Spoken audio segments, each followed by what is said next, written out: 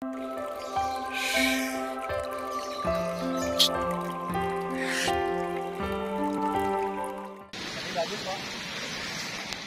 sekarang adalah pembenihan ikan. Jadi tahap pertama tadi pengelolaan induk. Sehingga step pengelolaan induk Bapak Ibu cukup paham ya. Ada lagi yang ingin Bapak tanyakan terkait dengan pengelolaan induk atau manajemen broodstock? Pak Muslis, Pak Muhlis. Oke, Pak Muhlis. Pak Dandi? Sudah cukup paham. Pak Alam? Paham. Alhamdulillah. Bu Okta? Sedang mencerna.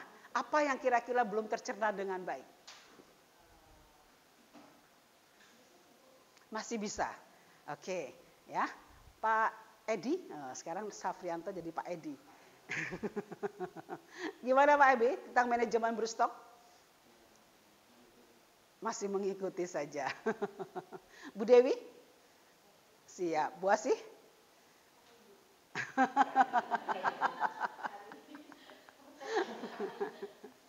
Oke, setelah Bapak Ibu tahu bagaimana pengembangan induk, yang pertama harus Bapak Ibu perhatikan pada saat melakukan seleksi induk.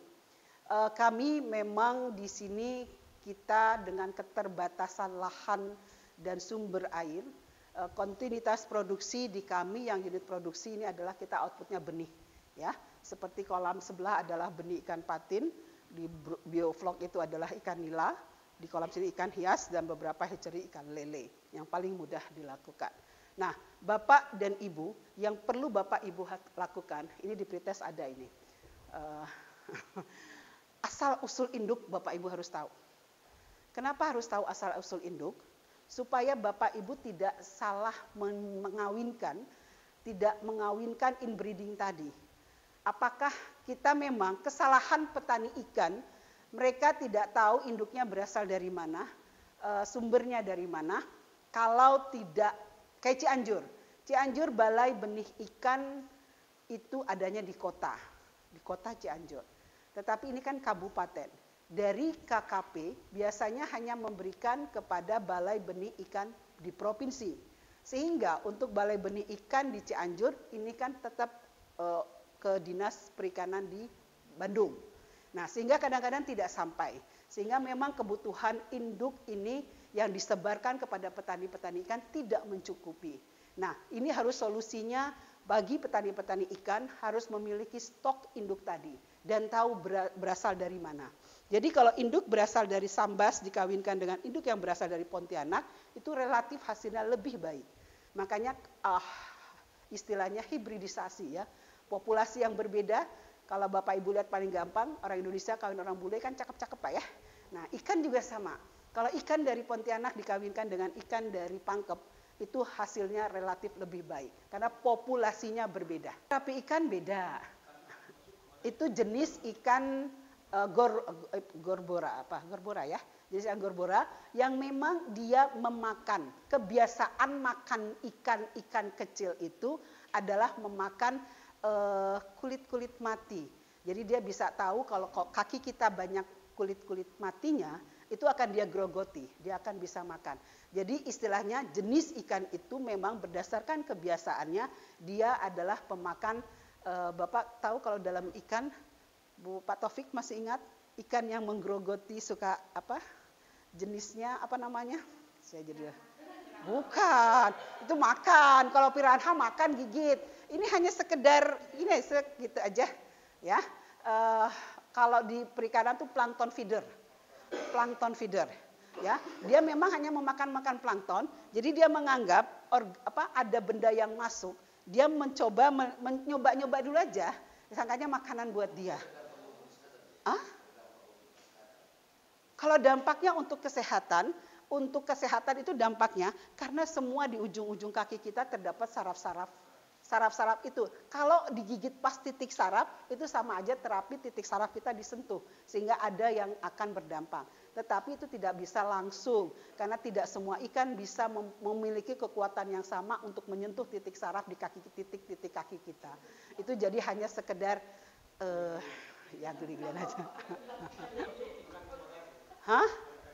Itu anak-anak ikan Pak. Ikan-ikan kecil yang dibudidayakan, memang kebiasaan makan ikan itu adalah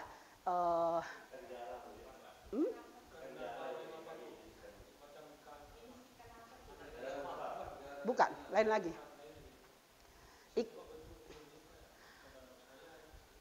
Ya, kayak di Jawa kayak hampir sama ikan wader.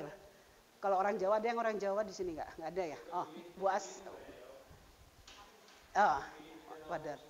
Ikan bilih agak beda lagi. Di Danau Sikarak ikan bilihnya lain lagi. Jenisnya beda. Nah, itu jenisnya yang berbeda. Tidak sebaik pada saat masa reproduksi yang bagus optimal. Sama, kalau pernikahan dini itu tidak bagus juga. Pernikahan ketuaan di Wak Bima, tadi Bu Nurul, orang Bima, ada rumput laut. Makanya di sana oleh-oleh dari Lombok itu adalah berbagai macam dodol rumput laut. Karena potensi wilayah lautnya masih sangat baik. Dan Broodstock Center untuk benih-benih jenis-jenis rumput laut di sana sangat banyak dan potensial untuk dikembangkan. Seperti apa? Iya, itu bisa.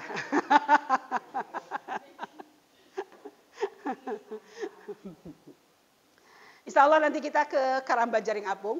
Ini dulu kita punya Karamba Jaring Apung. Terus karena berbagai macam hal, akhirnya suratnya masih ada di saya. Cuma surat apa namanya? Kita kalau untuk menggunakan waduk ini harus ada surat izin menggunakan waduk. Surat izinnya masih ada di saya. Cuma karena penggantian berbagai hal, akhirnya saat ini Karamba Jaring Apung kita sudah wassalam. Tapi masyarakat Cianjur masih banyak. Cukup banyak Karamba Jaring Apung, tetapi yang menjadi kendala di Jaring Apung ini adalah tujuan diadakannya Waduk Cirata adalah untuk pembangkit listrik tenaga air. Untuk perikanan ini harusnya berdasarkan Undang-Undang Perairan Umum maksimal 20%. Tetapi cukup banyak orang yang melakukan budidaya dengan Karamba Jaring Apung. Perputaran ikan di jaring terapung itu per hari lebih dari 4 ton. 4 ton ikan per hari. Jadi Bapak Ibu nanti bisa bayangkan kalau Bapak Ibu subuh-subuh datang ke sana tengah malam, 4 ton per hari. Konversi pakan misalkan 2 saja, sudah 8 ton pakan per hari. Berarti ada pabrik pakan dekat, ada sumber benih yang dekat, dan sampai teknologi rekayasa, kita akan diskusi sebenarnya besok. Tetapi sedikit menjawab pertanyaan Pak Fadli, dalam rekayasa genetik ini bisa diimplementasikan pada jenis ikan apapun. Tetapi ikan yang direkayasa itu harus mengalami domestikasi cukup tinggi. Kalau domestikasinya masih rendah, itu agak sulit untuk melakukan rekayasa. Jadi harus yang domestikasinya cukup rendah.